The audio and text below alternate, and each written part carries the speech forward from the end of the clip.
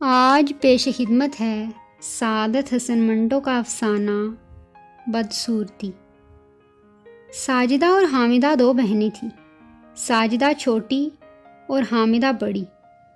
ساجدہ خوش شکل تھی۔ ان کے ماں باپ کو یہ مشکل درپیش تھی کہ ساجدہ کے رشتے آتے تھے مگر حامدہ کے متعلق تو کوئی بات ہی نہ کرتا تھا۔ ساجدہ خوش شکل تھی مگر اس کے ساتھ ساتھ اسے بننا سنورنا بھی آتا تھا۔ اس کے مقابلے میں حامدہ بہت سیدھی سادی تھی۔ اس کے خد و خال بھی پرکشش نہ تھی۔ ساجدہ بڑی چنچل تھی۔ دونوں جب کالج میں پڑھتی تھیں تو ساجدہ ڈراموں میں حصہ لیتی۔ اس کی آواز بھی بہت خوبصورت تھی۔ سر میں گا سکتی تھی۔ حامدہ کو کوئی پوچھتا بھی نہیں تھا۔ کالج کی تعلیم سے فراغت ہوئی تو ان کے والدین نے ان کی شادی کے متعلق سوچنا شروع کیا۔ ساجدہ کے لیے کئی رشتے تو آ چکے تھے مگر حامدہ بڑی تھی، اس لیے وہ چاہتے تھے کہ پہلے اس کی شادی ہو۔ اسی دوران ساجدہ کی ایک خوبصورت لڑکے سے خط و خطابت شروع ہو گئی جو اسے بہت پسند کرتا تھا۔ یہ لڑکا امیر گھرانے کا تھا، ایم اے کر چکا تھا اور اعلیٰ تعلیم حاصل کرنے کے لیے امریکہ جانے کی تیاریاں کر رہا تھا۔ اس کے ماں باپ یہ چاہتے تھے کہ اس کی شادی ہو جائے تاکہ وہ بیوی کو ساتھ لے جائے۔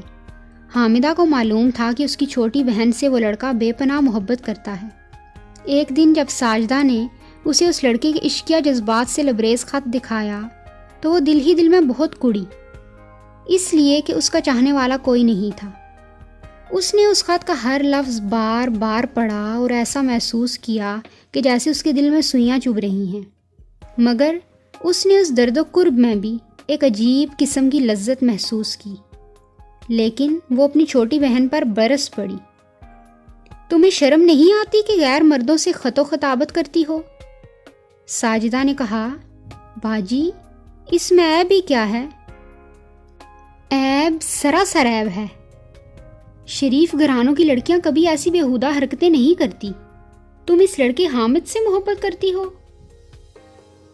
ہاں، لعنت ہے تم پر۔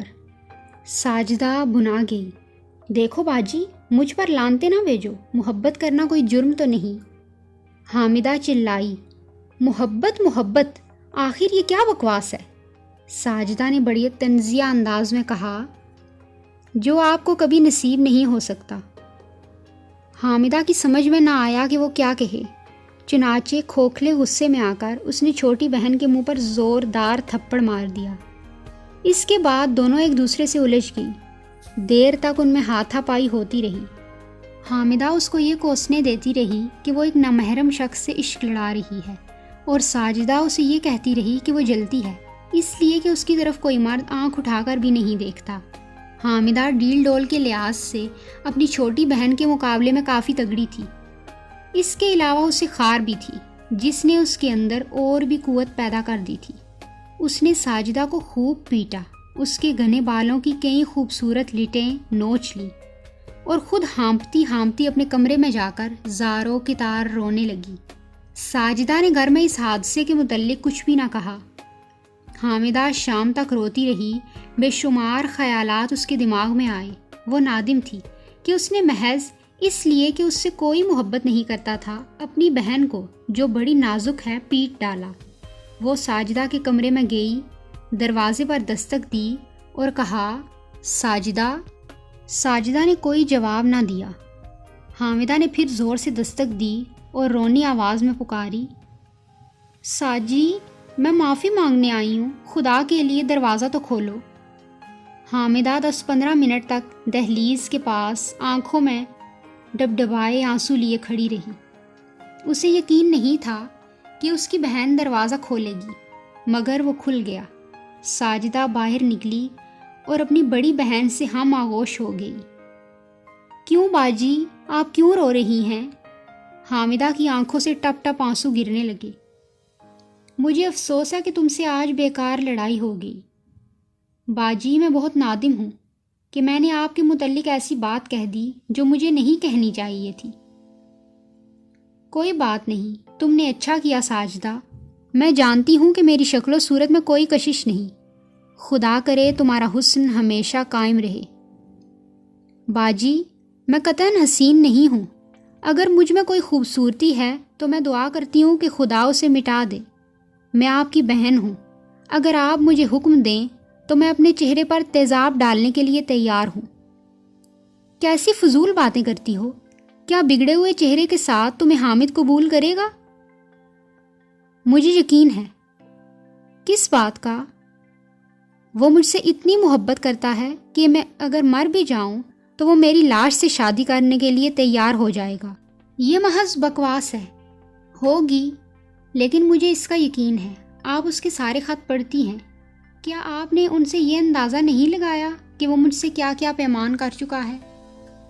ساجی، یہ کہہ کر حامدہ رک گئی۔ تھوڑے وقفے کے بعد اس نے لرزاں آواز میں کہا، میں عہد و پیمان کے متعلق کچھ نہیں جانتی، اور رونا شروع کر دیا۔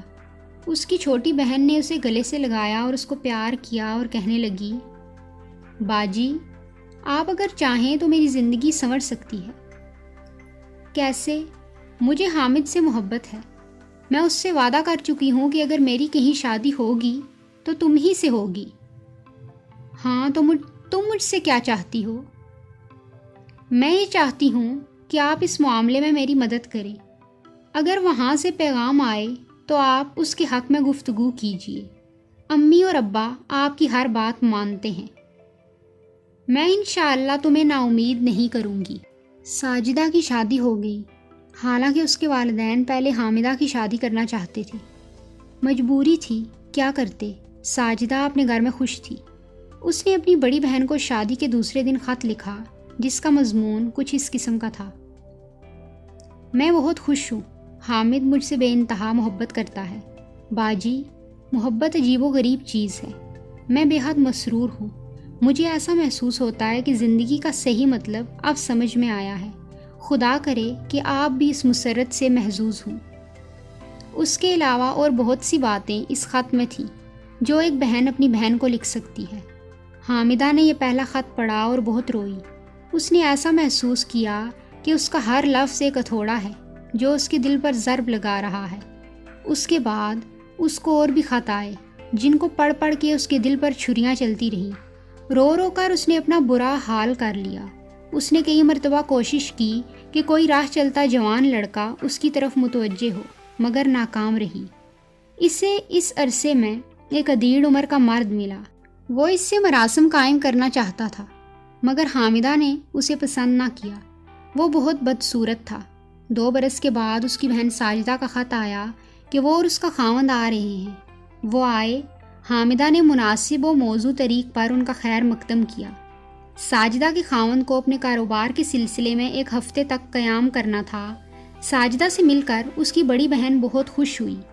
حامد بڑی خوش اخلاقی سے پیش آیا اور اس سے بھی متاثر ہوئی۔ وہ گھر میں اکیلی تھی، اس لیے کہ اس کے والدین کسی کام سے سرگودا چلے گئے تھے۔ گرمیوں کا موسم تھا۔ حامدہ نے نوکروں سے کہا کہ وہ بستروں کا انتظام صحن میں کر دیں اور بڑا پنکھا لگا دیا جائے۔ یہ سب کچھ ہو گیا، لیکن ہوا یہ کہ ساجدہ کسی حاجت کے تحت اوپر کوٹھے پر گئی اور دیر تک وہیں رہی۔ حامد کو ارادہ کر چکا تھا، آنکھیں نیند سے بوجھل تھی، اٹھ کر ساجدہ کے پاس گیا، لیکن اس کی سمجھ میں نہ آیا کہ وہ غیر سی کیوں لگتی ہے، کیونکہ وہ شروع میں بے اعتنائی برتتی تھی۔ آخر میں وہ ٹھیک ہو گئی۔ ساجدہ کوٹھے سے اتر کر نیچے آئی اور اس نے دیکھا صبح کو دونوں بہنوں میں سخت لڑائی ہوئی۔ حامد بھی اس میں شامل تھا۔ اس نے گرما گرمی میں کہا، تمہاری بہن میری بہن ہے، تم آخر کیوں مجھ پر شک کرتی ہو؟ حامد نے دوسرے روز اپنی بیوی ساجدہ کو طلاق دے دی اور 2-3 مہینوں کے بعد حامدہ سے شادی کر لی۔ اس نے اپنے ایک دوست سے، جس کو اس پر اعتراض تھا، صرف اتنا کہا، خوبصورتی میں خلوص ہونا ناممکن ہے، بدصورتی ہمیشہ خلوص پر ہوتی ہے۔